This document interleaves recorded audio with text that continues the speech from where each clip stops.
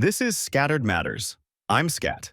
And I'm Maddie. I was at the park the other day playing chess with a guy named James when he suddenly blurted out, I wonder how long it would take a family of mice to eat the moon if it were made of cheese.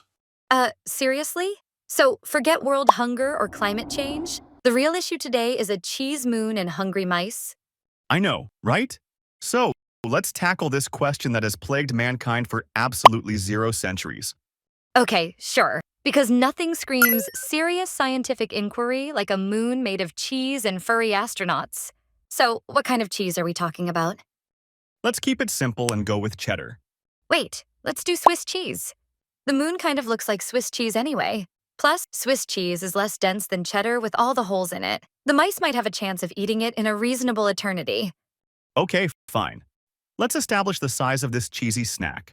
The moon has a volume of about 22 billion cubic kilometers, or 5.25 billion cubic miles. That's enough cheese to fill the Grand Canyon over 5 million times. Wow, that's one big pot of cheese. Yep. Now, considering the density and weight of Swiss cheese, the cheesy moon's mass clocks in at around 40 sextillion pounds, give or take a school bus or two. Picture this. 40 sextillion is a 40 followed by 21 zeros, Whoa, that's a big number.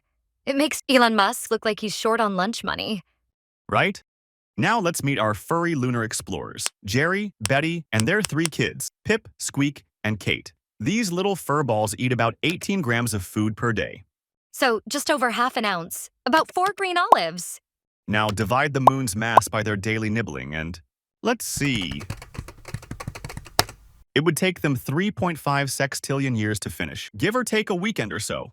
That's over 250 billion times the current age of the universe. These mice wouldn't just outlive humanity. They'd outlive everything, including the concept of time. But hold on, mice don't stay in neat little groups of 5. These furry nibblers are reproductive powerhouses. Let's do some romantic mouse math. Okay, the average mouse reaches maturity at 6 weeks, and a female can produce a litter of 6 to 12 pups every 3 weeks. For simplicity, let's say each litter has 8 pups. And let's assume a balanced population, half male, half female. Each female mouse can then start producing her own litter once she hits maturity. If we start with 2 female mice and no natural predators, just infinite cheese, what are we looking at? 21,000 mice the first year.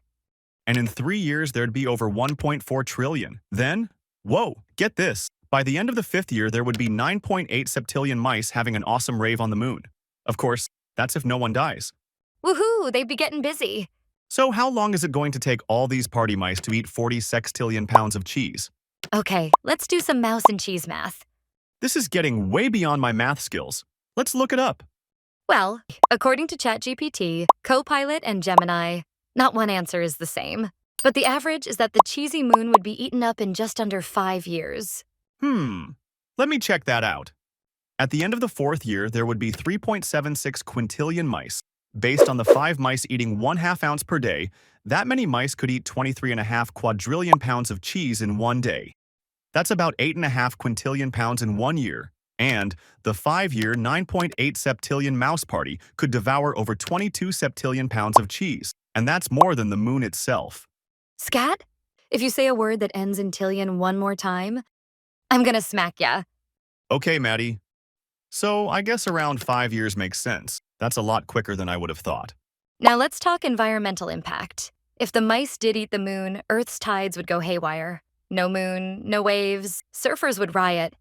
Not to mention, humans would have to invent new romantic metaphors.